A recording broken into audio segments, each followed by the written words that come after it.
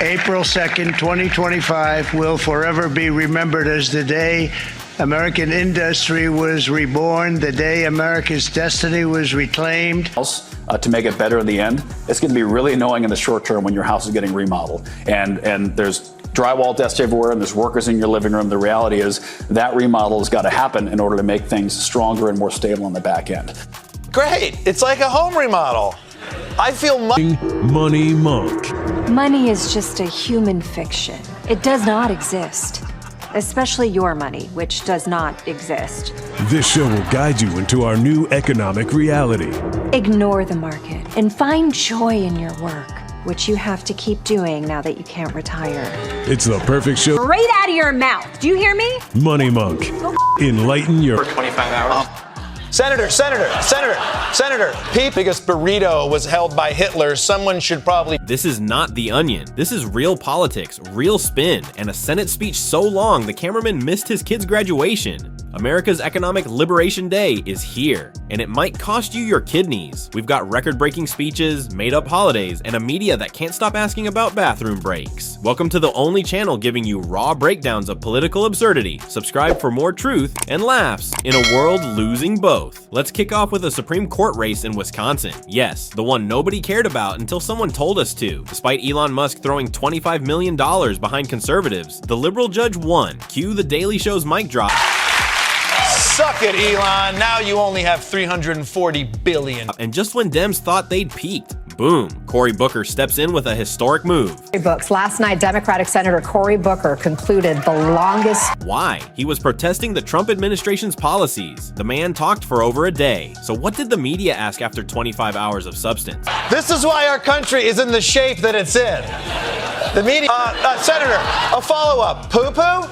Let's be clear, Booker was addressing working-class issues, rule of law, and Trump's policies. He explained, the night before I started on Monday, and that had its benefits and it had its really downsides. Yeah. The downside is that he was hungry the whole time, but the benefit is that he can go straight from the Senate floor to his colonoscopy. So that's a bonus. The upside?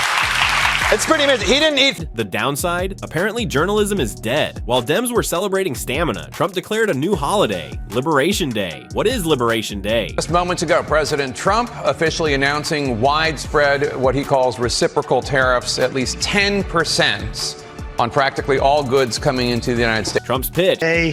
American industry was reborn, the day The Daily Show's takedown. Holiday, your friends make up after you get dumped, you know? Nah, man, who needs that beautiful, smart, independently wealthy woman in your life when you could... So what are Americans being liberated from?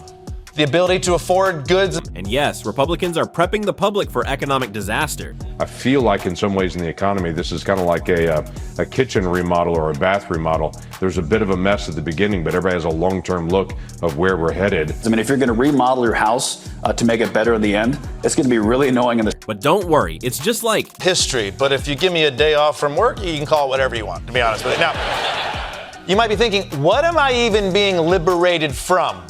The ability to afford goods and services? Yes. But what Trump is hoping... Because nothing says economic hope like massive bills and people tearing your house apart. So you might be wondering, did Trump at least warn Americans that tariffs might make things worse? According to his campaign, That's what they were voting for. Yeah, take all you want, but we all knew... Cut to 2025. Everything costs more. And suddenly, Republicans are trying to gaslight Americans into believing this is totally fine. Trump admits it now.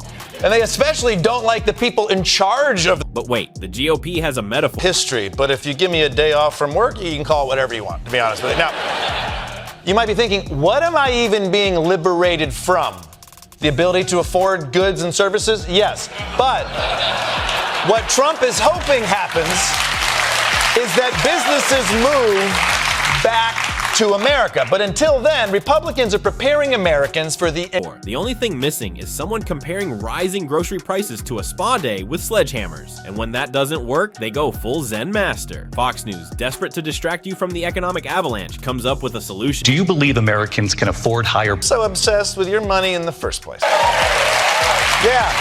Oh, and the guy saying this hosts a show called Making Money. But don't worry, they've got a new show for the tariff era. More prosperous, even if in the short run you'll personally will lose all your money. So, more prosperous, even if in the short run you'll personally will lose all your money. So, Ignore the market and find joy in your work, which you have to. This is satire so close to real life, you can't tell which part is actually a joke anymore. Americans are being told to stop worrying about money, even as they're told to keep working because they can't retire. Welcome to modern politics, where the economy's collapsing, but your enlightenment is priceless. If you're tired of spin, gaslighting, and money monk economics, this is your home. Subscribe for more brutal breakdowns of the political circus, and hit the bell, because Liberation Day isn't a holiday. It's the day your wallet waved the white flag.